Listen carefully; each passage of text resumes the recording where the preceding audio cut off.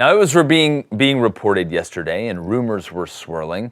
The Texas quarterback Quinn Ewers is 90% sure he's going to return to Texas next year instead of going into the NFL draft, which in reality, he's going to get his grade back and make his own decision. But this is a loaded quarterback class going into this year's draft. And you see guys like Jaden Daniels' stock going up. So it does make sense for Quinn to at least entertain it. Now, after hearing that, the whole internet and college football realm in general went nuts about what's next for Arch Manning. Should he stay? Should he transfer if Quinn Ewers were to return?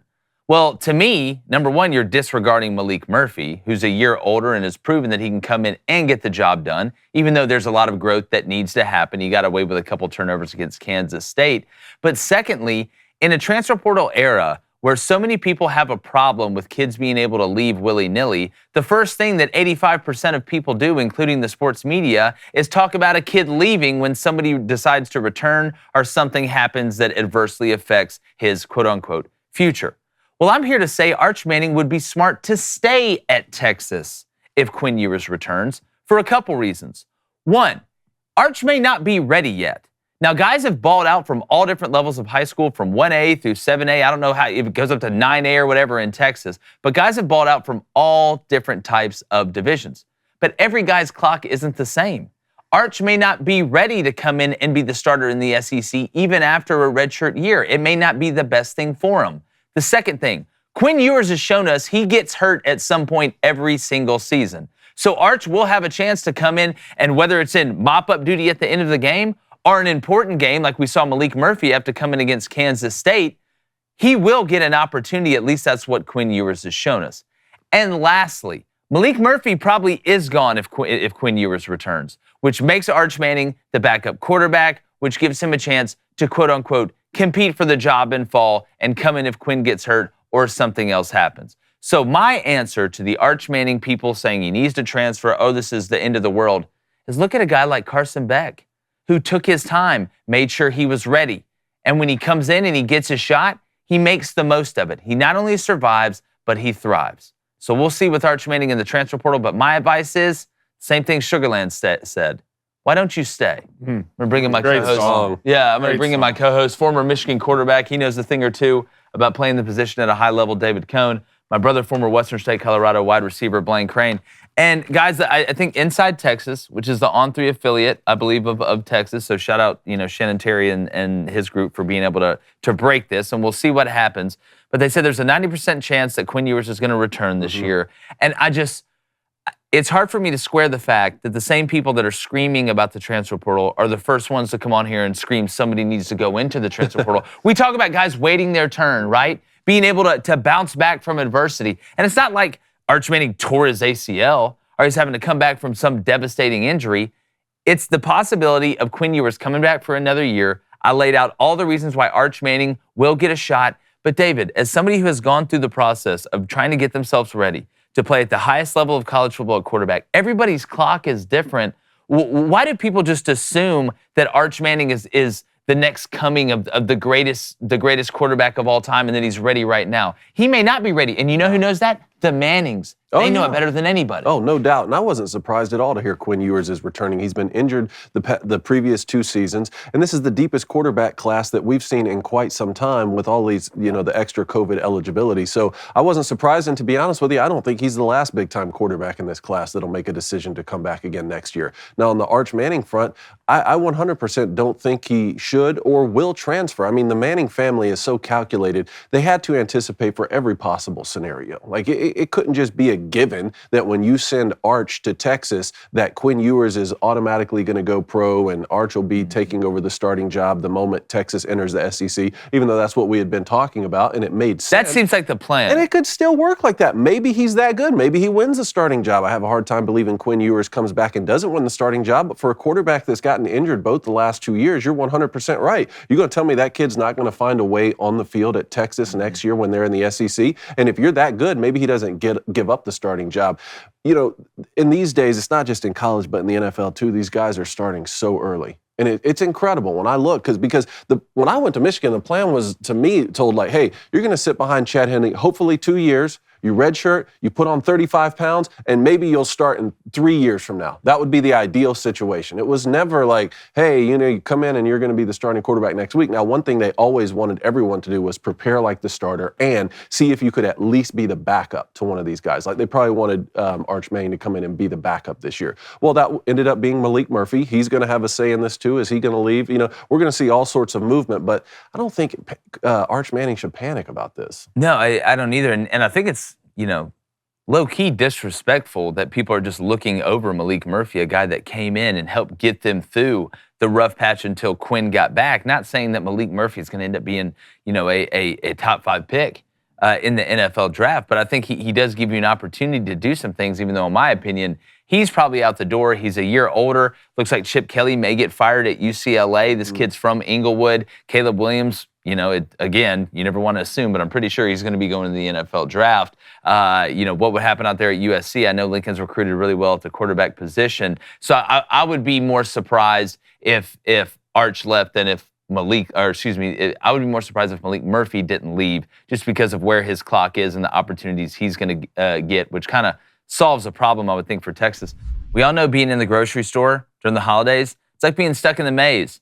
I don't want to be the maze runner. That's not me. All right, don't even get me started on the wine aisle. We know how it goes down, especially during Thanksgiving. All right, people are pouring up, that's for sure. Between the people crowding the aisle, the giant selection, and my limited knowledge of wine, I always end up just grabbing the same bottle and running to the checkout. That's what I do, right? I just take the low-hanging fruit, just the truth, pun intended. But with First Leaf, they take the stress out of finding new wine. And when you sign up for First Leaf, they run you through a quiz.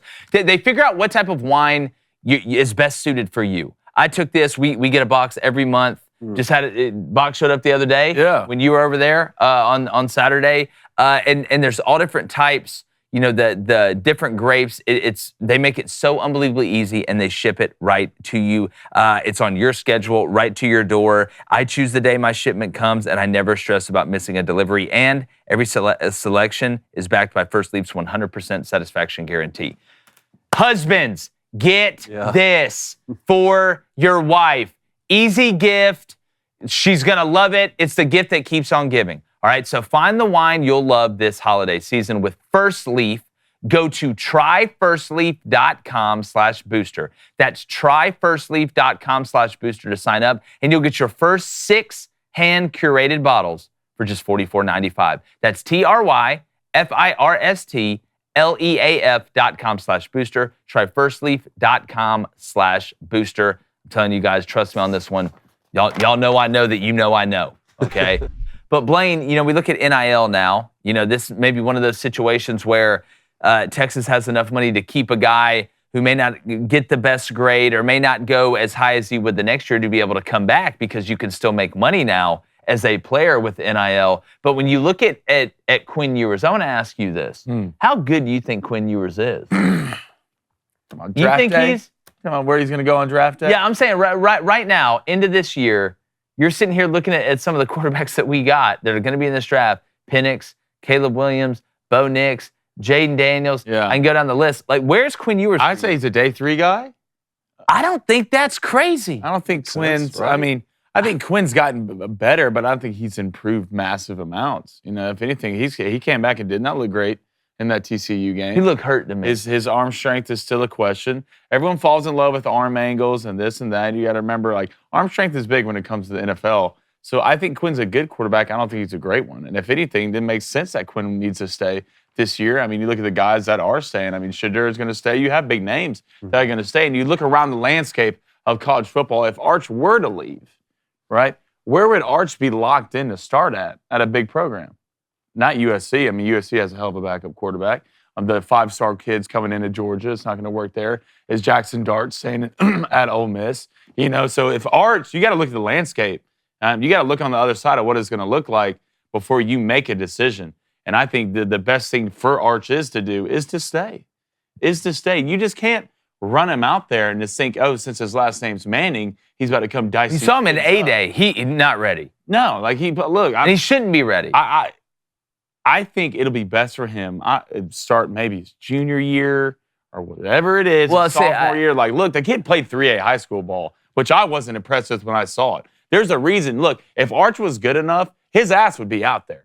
He would. Look, Steve's going to put the best player on the field. Right now, you're the third-string quarterback on that depth chart, all right? Malik's probably gone next year if Malik can get a starting job somewhere. But if Arch, you need to build this, you need to stay and learn, especially first year coming in there. Yeah, well, if you're talking about a junior as like a true junior, because next year he'll be a redshirt freshman, then the next year he'll be a redshirt sophomore. Right. He So will maybe be a true drafted. soph. So, well, no, it's a true junior. Academically, you're a junior. You've been in school That's for what I 3 always years. used to say. But I don't go by your academic years. Yeah. I'm going by what you are football eligibility wise. And now with COVID, hell, you could play 30. Who knows? Sam Hartman may come back again for a 45th year. To try and run it back. That's seriously worth a conversation. Like, how much more time do these guys get? Like, it's the wild, wild west. It should be cut off now. I don't know what the rules are. No, it should be cut off now. Like, do guys just get to play as long as they want to? I don't know. I've been sending Auburn letters every week. To get another year for you? Yeah, I'm like, dude, do I got a year? Why not? Hugh, what's up? Listen, I'll remember hold the Texas hell out. not only joining the SEC, but they have Michigan in the non-conference next year, week 2, something like that. Like that. It feels like there could be a hero opportunity for Arch somewhere next year. Well, I think it's at some point next year at Texas. Like, again, Quinn Ewers has shown us every year he gets hurt at some point. Like, all it takes is one time of him getting hurt, Arch Manning to go in and ball out against Mississippi State or somebody, and then all of a sudden, here we go, turn the lights on. Like, why is Steven Spielberg at my house, like, already making the move? Why is there already a 30 for 30 about Arch Manning? It just...